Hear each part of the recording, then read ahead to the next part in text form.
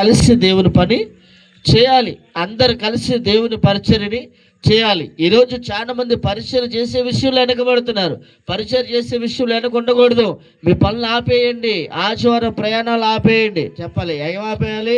ఆదివారం పెళ్ళిళ్ళు ఆపేయండి, ఆదివారం ప్రయాణాలు ఆపేయండి. ఆదివారం ఎవరైనా సాగుకి పిలిచారా, ఆగిపోండి, వెళ్ళమాకండి. ఎవరైనా దినానికి పిలిచారా, వెళ్ళమాకండి. ఆదివారము ఎటువంటి విధంగా కూడా నువ్వు ఎక్కడికి ట్రావెల్ చేయడానికి వీల్లేదు. ఆపేయాలి, ఆపేయాలి. దేవుడి సన్నిధి కాదని నువ్వు ఏది చేయటానికి వీల్లేనే లేదు. మీకు అర్థం కావట్లేదు. నేను మళ్ళీ మళ్ళీ చెప్తాను, మీకు అర్థం కావట్లా. దేవుడిని ఎప్పుడైతే పక్కన పెడతామో దేవుడు మనల్ని పక్కన పెట్టేస్తాడు. అర్థమవుతుందా? దేవుడిని ఎప్పుడైతే మనం పక్కన పెడతామో ఆయన మనల్ని పక్కన పెట్టాడు అనుకో, ఏమైపోతే ఏమవుతా? దేనికి పనికిరాం. ఆయన పక్కన పెడితే మనం దేనికి పనికిరాము. కాబట్టి దయచేసి దేవుడు మనల్ని పక్కన పెట్టే విధంగా మనం నడుచుకోకూడదు.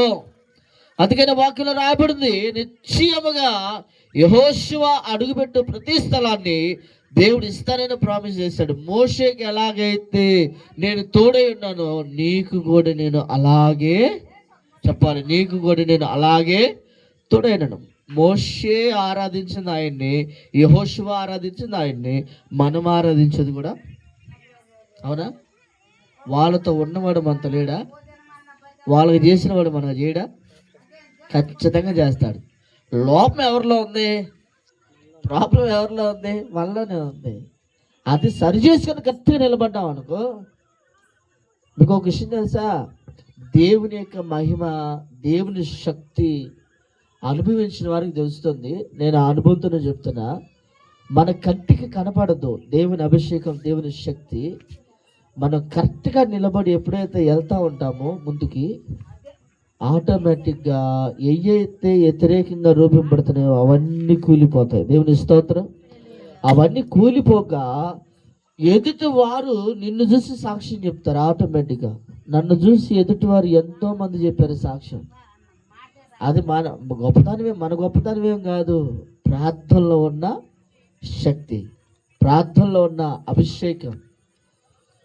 పోయిన 3వ బుధవారం కేసనపల్లిలో సాతాను గారికి అర్థమైపోయింది. వాడికి అర్థమయ్యి ఈడు అడుగు పెడుతున్నాడు రా, ఈడు అడుగు పెడితే ఇక మొత్తం కూలిపోతే ఇక్కడంతా, ఈయన రానికుండా చేయాలని వాడి పోయి సావుకుల్లో పడ్డాడు. చెప్పలు ఏడపడ్డాడు? సావుకుల్లో పడ్డాడు. సావుకుల్లో పడి ప్రార్థన ఆపేటట్టు చేశాడు. ప్రార్థన జరగనీయకుండా అడ్డుపడ్డాడు. రెడీగా రాయపడి ఉంది, రెడీగా ఎలమందలు ఉంది. చెప్పాలి, వీటిలో చాలా బలంగా దేవుడు పరిచర్ని రానున్న దినాల్లో ముందుకు తీసుకుపోతున్నాడు. దేవుని స్తోత్రం.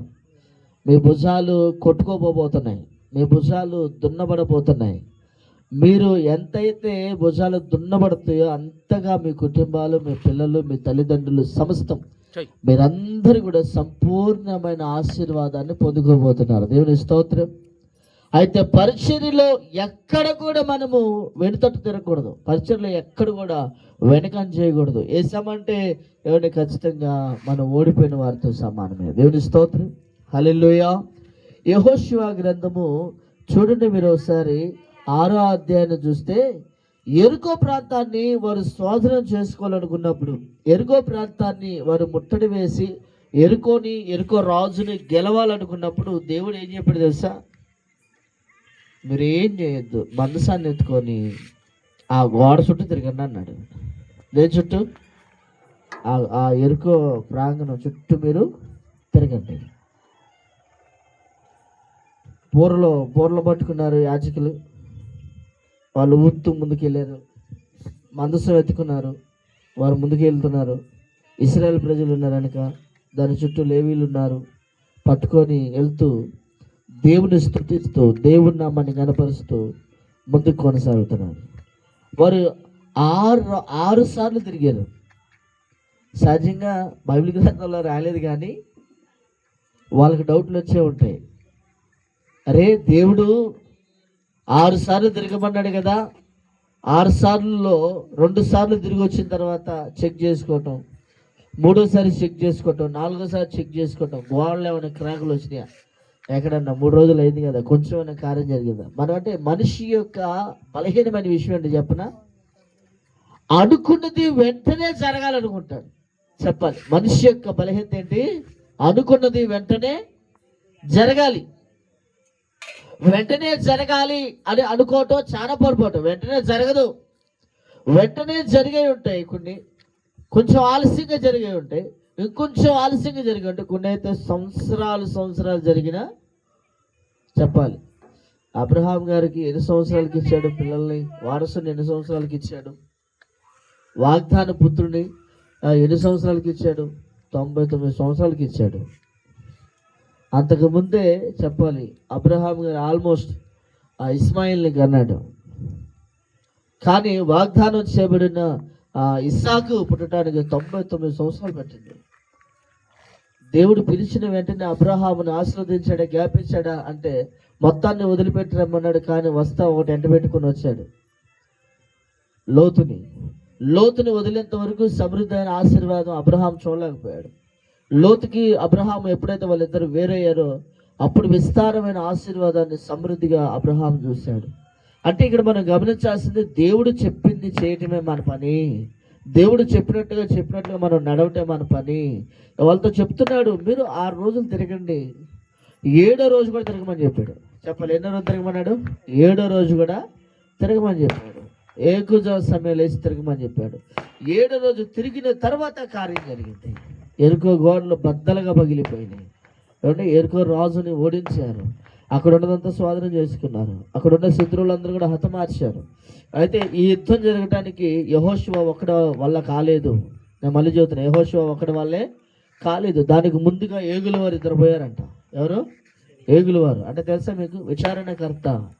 అసలు ఈ ప్రాంతంలో ఎంతమంది నివాసం చేస్తున్నారు, ఆడవాళ్ళు ఎంతమంది ఉన్నారు, మగవాళ్ళు ఎంతమంది ఉన్నారు, రాజులు ఎంతమంది ఉన్నారు, వాళ్ళు ఏమేమి ఆయుధాలు ఉన్నాయి, వారు ఎంత బలవంతులు, వారిని ఎదిరించాలంటే ఎలా రావాలి ఏంటనేది సమాచారం మొత్తం తీసుకుపోవటానికి ఏగుల వారిని 2 పంపాడంట యెహోషువ.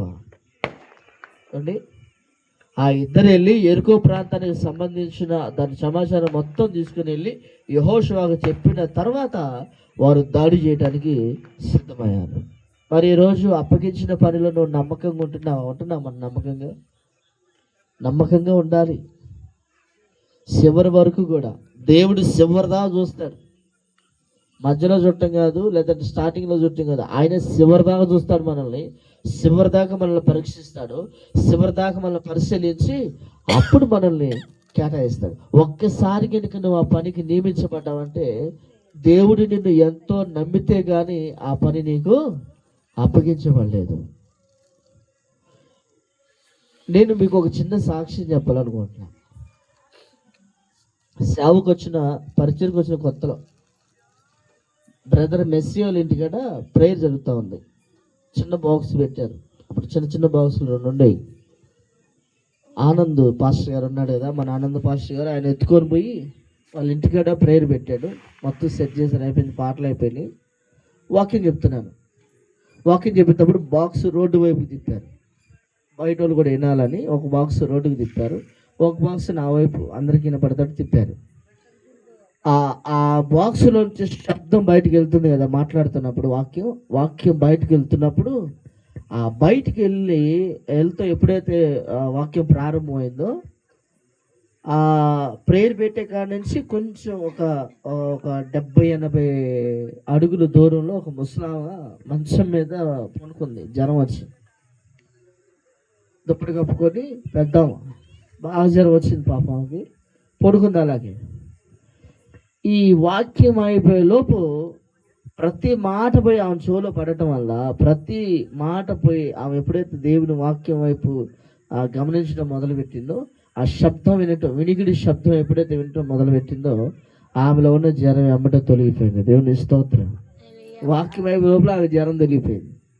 ఆమె లేచి నడుచుకుంటూ వచ్చి ఆమె చెప్పిన మాట ఏం తెలుసా? అయ్యా, నువ్వు వాక్యం చెబుతుంటే నేను వినటం మొదలుపెట్టాను, నాలో ఉన్న జ్వరము పక్కకి తొలగిపోయింది, నాకు ప్రార్థన చేయని చెప్పి ప్రార్థన చేసుకుంది. ఇప్పుడు అక్కడ జరిగిన విషయం ఏంటి? వాక్యం చెప్పింది ఎవరు? పరిశుద్ధాత్మ దేవుడు. సావుకుడిది ఏమి లేదు, అక్కడ ఉన్న వాళ్ళది కూడా ఏమీ లేదు మామూలుగా అయితే. కానీ ఆ పరిచర్య అక్కడికి కనుక ఆ రోజు పెట్టకపోతే, అక్కడికి కనుక వాక్య